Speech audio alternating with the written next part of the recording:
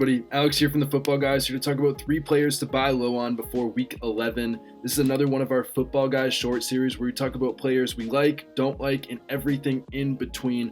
But like I said, we got 3 players to talk about that we'll be buying low on, and let's jump right into it. With our first player, that is Isiah Pacheco.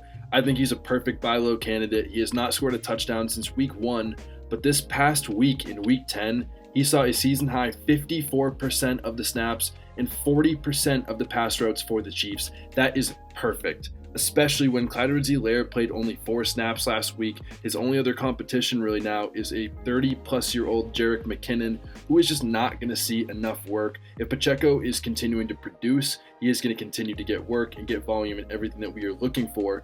And ultimately, he's still a rookie running back that is getting better, playing behind one of the best offenses and best offensive lines in the league. He just saw 16 of the Chiefs' 17 running back carries this past week, but ultimately, it's an upside play.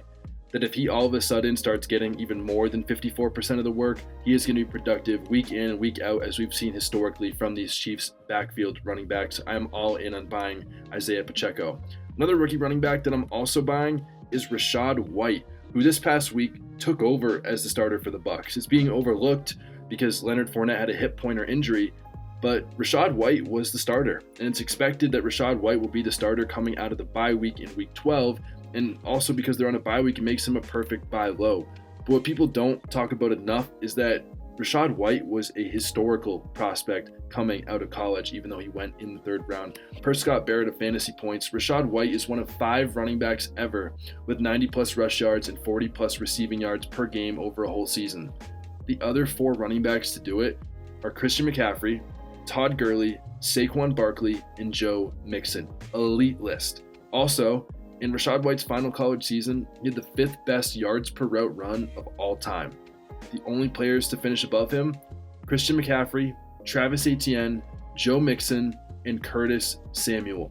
Once again, an elite list.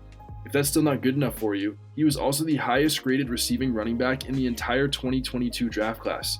And what does Tom Brady like to do? He loves to have a passing, catching down running back. And that is exactly what Rachaad White is. If Fournette is injured, or even if he's not injured, Rachaad White is taking over, and it seems like he could be a league winner down the stretch. The thing that Pacheco and Rachaad White have in common, they're both league-winning type players if they get the work that they possibly could, and they're playing on good offenses, and they're playing on rookie deals, and they're only going to improve. These are all guys I'm targeting to have huge upside down the last stretch of fantasy football. The last guy that I think is a buy low is Allen Robinson. He's been seeing around 90% of the pass routes all year, and now Cooper Kupp leaves behind 11.5 targets per game, and he's gone for at least 4 weeks.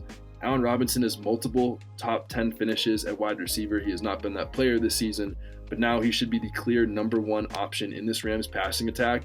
And when Cooper Kupp is leaving behind 11.5 targets per game, who's going to take them? Ben Skoranek? Van Jefferson? Tyler Higbee? I don't think so. I think it's going to be a lot more of Allen Robinson, and they're going to be forced to look his way and throw him the ball. Maybe the offense won't be as efficient because they still haven't had a run game or a great offensive line. But ultimately, I think a lot more targets are going to be going to Allen Robinson, and he's going to be productive going forward, especially when he's on waivers in so many leagues at this point. I'd definitely be buying low on him. But that is it for today in 3 buy low players for Week 11. As always, don't forget to hit that bell notification, subscribe, and keep enjoying Football Guys content coming out each and every single day.